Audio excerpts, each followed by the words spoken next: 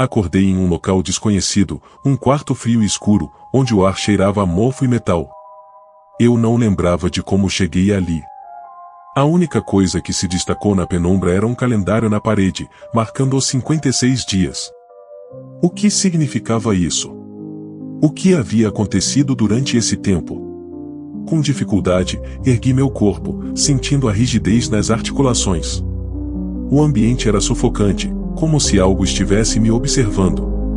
Ao olhar ao redor, percebi que havia fotos na parede, rostos conhecidos, todos sorrindo, mas com algo estranho nos olhos. Era como se eles soubessem de um segredo obscuro. As imagens estavam emolduradas, mas algumas estavam quebradas, como se tivessem sido arrancadas com força. O pânico começou a se instalar. A porta estava trancada e não havia janelas. Apenas uma pequena luz piscava em um canto, projetando sombras que dançavam na parede. Eu precisava saber o que estava acontecendo. Um impulso me levou a procurar por qualquer saída. Comecei a socar a porta, mas o som ecoava de forma estranha, como se estivesse soando em um lugar distante. Depois de algum tempo, a porta se abriu lentamente, revelando um corredor escuro. O frio se intensificou e um arrepio percorreu minha espinha. A luz da lâmpada no corredor tremulava, dando a impressão de que algo estava se aproximando. Hesitei, mas a curiosidade me forçou a avançar. Enquanto caminhava, os sussurros começaram. Eram vozes abafadas, vindo de todos os lados. Ajude-nos, uma voz implorava. Você não deveria estar aqui. Eu parei, o coração acelerado. As vozes pareciam vir das paredes. Um deles soava familiar. Um de meus amigos, que havia desaparecido meses atrás.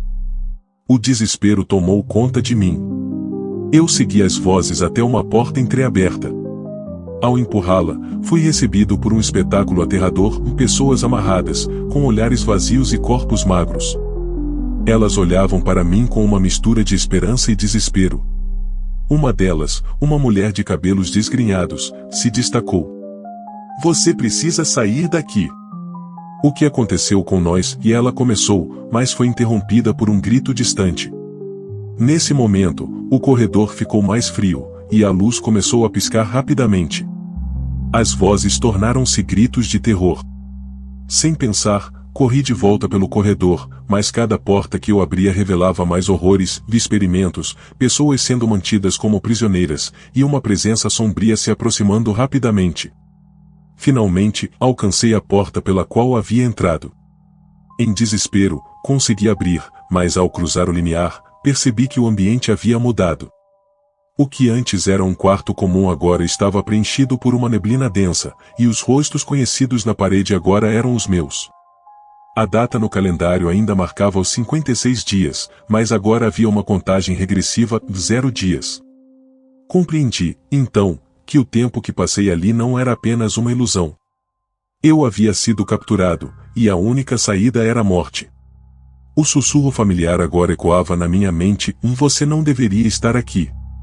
No momento em que a escuridão me envolveu, percebi que o verdadeiro terror não era o que eu vi, mas o que eu deixei para trás. Eu não sou mais eu, ou sou parte daquela casa, dos sussurros e das sombras. Era uma noite sombria quando decidi explorar a casa abandonada no final da rua. Dizem que a casa pertenceu a uma família que desapareceu sem deixar vestígios. As janelas estavam quebradas, e as portas rangiam com o vento, como se estivessem sussurrando segredos esquecidos. Com uma lanterna na mão, atravessei o portão enferrujado e fui em direção à entrada. A atmosfera era pesada, e o silêncio era ensurdecedor. Cada passo que eu dava ecoava como um grito no vazio. As paredes estavam cobertas de bolor e manchas, e o chão rangia sob meu peso. Havia um cheiro de mofo e podridão, e uma sensação estranha de que algo me observava. Ao entrar na sala de estar, encontrei móveis cobertos por lençóis empoeirados, como se a vida tivesse parado ali. No canto, um velho piano estava coberto de poeira. Enquanto explorava, não pude evitar tocar algumas teclas. O som reverberou pelo ambiente, e, por um momento, pensei que era apenas o eco do meu ato. Mas então, do fundo da casa, ouvi um sussurro. Toque mais. A voz era baixa e melodiosa, mas havia uma sensação de desespero por trás dela. Toque mais. A curiosidade me dominou, e antes que eu pudesse pensar, voltei a tocar as teclas, e a música fluiu como um feitiço. A sala começou a mudar.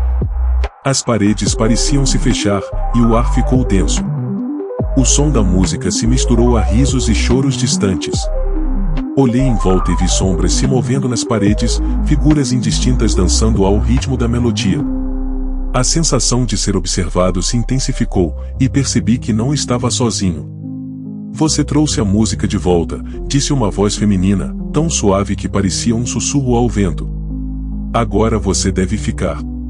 Os móveis começaram a se mover lentamente, e a sala girou. A lanterna piscou, e quando a luz voltou, as sombras estavam mais perto, seus rostos distorcidos em sorrisos macabros. Desesperei-me e corri em direção à saída, mas as portas estavam trancadas. A voz continuava a me chamar, cada palavra um gancho em meu coração. Fique e toque para sempre. O pânico tomou conta de mim, e a música ficou mais alta, preenchendo cada canto da casa. Por fim, encontrei uma janela e a abri com todas as minhas forças. O ar fresco da noite me envolveu, e, em um último impulso, saltei para fora. Caí no chão frio, sem olhar para trás. O som da música agora era apenas um eco distante. Na segurança da rua, respirei fundo e me afastei. Mas, enquanto corria, sabia que a casa ainda estava lá, aguardando o próximo curioso que se atreveria a entrar, esperando pelo retorno da música e da alma que se perderá em suas sombras. A cidade estava mergulhada em sombras, e as luzes dos postes piscavam como se estivessem lutando contra a escuridão. Eu sempre via aquele morador de rua, encostado na parede de um edifício abandonado, com os olhos perdidos em um abismo que poucos ousariam olhar. Ele parecia diferente dos outros, havia algo nele que não se encaixava na normalidade da vida nas ruas. Sempre que passava por ele, sentia um arrepio na espinha. Naquela noite, decidi me aproximar. Ele olhou para mim com um misto de surpresa e alívio. Você veio, ele disse, sua voz rouca, mas com uma intensidade que me fez hesitar. Você também sente? Sente a presença? Confesso que estava confuso. Presença? Do que você está falando? Ele olhou por cima do meu ombro, como se esperasse que algo emergisse das sombras. Ela está sempre lá. Me seguindo, me observando. Eu não consigo escapar. Decidi ficar, intrigado por suas palavras. Enquanto ele falava, as luzes começaram a piscar com mais frequência, e um vento frio varreu a rua. Ele contou histórias de como, nas noites mais escuras, ele via uma figura se aproximando lentamente, uma sombra que parecia se alimentar do medo das pessoas ao seu redor. Ela se aproxima quando a noite está mais quieta, ele sussurrou, seus olhos arregalados. Ela gosta do silêncio, do medo. Quando você acha que está sozinho, é quando ela vem. E, se você a vê, não pode olhar para os olhos dela. Nunca. O morador de rua estava tão absorto em seu relato que não percebia a escuridão se espessando ao nosso redor. O silêncio tomou conta da rua, e uma sensação de inquietude se instalou no ar. Então, de repente, uma sombra se projetou na parede ao nosso lado, e eu senti um frio indescritível. O que é isso? Perguntei, a voz tremendo. Ele balançou a cabeça, os lábios pálidos. Ela está aqui. Você não pode olhar. Mas, instintivamente, eu olhei. A sombra se contorcia e tomava forma, revelando uma figura alta e esquelética, com olhos que brilhavam como carvões ardentes. Vá, gritou o morador de rua. Corra. Mas algo me prendeu no lugar.